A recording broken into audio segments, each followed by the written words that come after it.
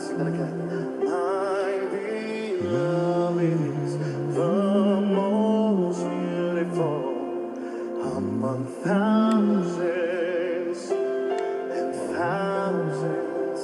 My beloved is the most beautiful among thousands and thousands. Bonjour à vous. Je viens vous partager encore un petit verset.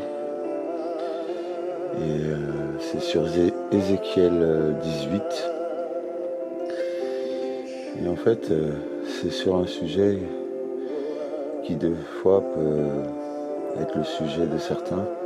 C'est que souvent, des fois, en fait, nos ancêtres ont commis des erreurs. Nos parents ont commis des erreurs. Et bien sûr, ils sont sur le joug du jugement.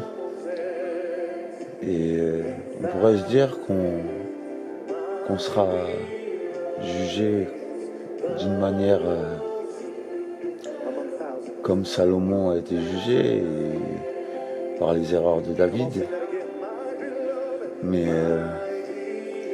Jésus est arrivé depuis. Jésus a été crucifié depuis. Et le Seigneur nous montre bien la voie à suivre encore une fois. On a le choix entre deux voies. L'équité ou l'iniquité. La justice ou l'injustice. L'amour ou la destruction. Je vais vous faire part de ce petit texte. Que ça puisse vous rassurer. Que vous ne porterez pas le poids des erreurs de vos ancêtres. Alors je vous lis. C'est sur Ézéchiel 18, verset 14.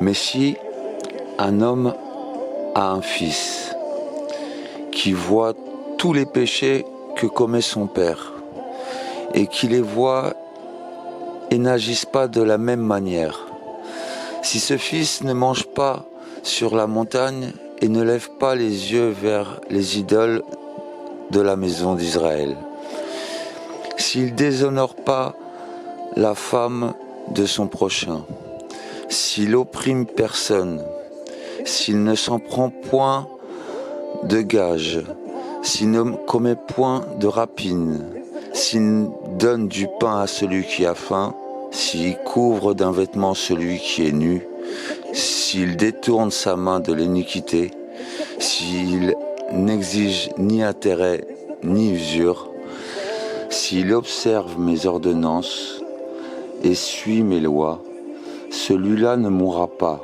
pour l'iniquité de son père. Il vivra. C'est son père qui a été oppresseur, qui a commis les rapines envers les autres, qui a fait au milieu de son peuple ce qui n'est pas bien. C'est lui qui mourra pour l'iniquité. Vous dites pourquoi le Fils ne porterait-il pas l'iniquité de son Père?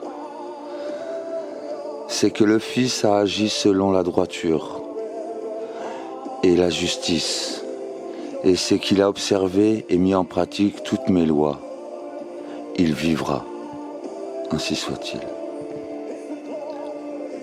Chacun de nous, nous avons le choix de suivre ou pas le chemin de nos ancêtres. Peu importe les ancêtres qu'on a, peu importe les erreurs qu'ils ont commises. Je ne veux pas accabler qui que ce soit et quel que soit comme ancêtre. Mais chacun a eu le choix. Cette parole vous dit bien que si vous prenez le chemin de la droiture et de la justice et de l'équité, si vous nourrissez celui qui a faim et habillez celui qui est nu, encore une fois, le Seigneur nous aidera et ne nous fera pas porter le poids des erreurs des autres.